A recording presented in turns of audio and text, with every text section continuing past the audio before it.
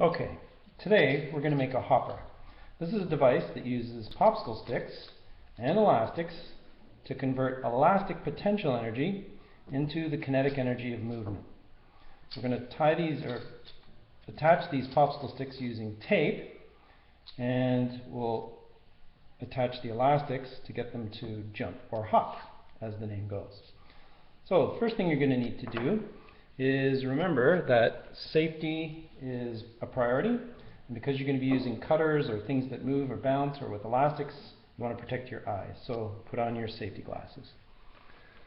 Second thing you need to know is that you're going to be using some pretty specialized tools, and there's a danger element of getting your finger cut underneath the blade there. So when you're cutting, always remember to use two hands on the handles. That way you can't have a finger and the blade at the same time. And always keep the safety on when you're not using the cutter. You're going to be using scissors to cut. If you need some help with it, maybe your teacher has an X-Acto knife. They'll be able to cut the end of the popsicle sticks where we're going to put the elastics in later on. Okay?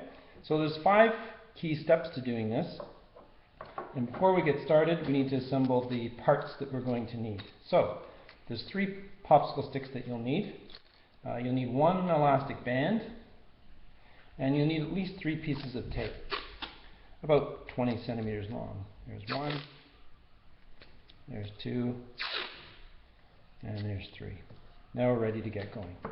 So step 1 of your hopper is to make the one end of it, which consists of one popsicle stick and a cross brace. And the cross brace can be underneath the first popsicle stick, or it can be on top of it. It's your choice. I usually put it in the middle. You can offset it to one end if you want to try something different as part of your hopper design. That's fine. So the easiest way to do this is take one of your pieces of tape, attach it on there, hold the popsicle sticks in place, and I like to wrap the tape on a diagonal. That just adds structural strength when you go in the diagonals. So one piece goes in that diagonal, the second piece will go on the opposite diagonal. Once you've got that taped up, it should be fairly solid, and that's good. We'll move on to step 2. Step 2 is adding a hinge where there's going to be some movement for your hopper, and that involves taping one long end to the other long end popsicle stick, and we'll do that again with a piece of tape. The easiest way to do that is to turn the tape upside down and place your popsicle sticks in position where you want to tape them together. The key here is not to get them too close and not to have them too far apart. You want a bit of movement. If it's too close, when you try to bend it, it tears the tape. If it's too far apart, when you try to bend it, it's very sloppy and it bends sideways as well as back and forth. So you want to have it just 1 or 2 millimeters apart. And then, because it's the sticky side up, you can just fold over that piece and then wrap around the tape this way. And the tape can go round and round, or it can kind of go off a little bit to one side and then maybe back a little bit to the other side. Doesn't really matter. You just tape around and around and make a nice sort of hinged end that moves. Doesn't tear the tape, and it's a pretty solid end. Now, step 3 involves cutting the ends so that we can insert the elastics into the ends. Now, you can also drill holes if you've got drills and small bits, and you can cut the elastic open and feed the elastic through little holes and tie knots in it in order to make it to attach your elastic there. But what we're going to do is we're going to use the cutters and cut a little notch in the end. Just get it started, and then put 2 hands on the end, squeeze together, and it makes a little cut slot. Same on the other end. Squeeze that together with 2 hands, it makes a little cut slot. Always put the safety on, and now we're ready to add our elastic.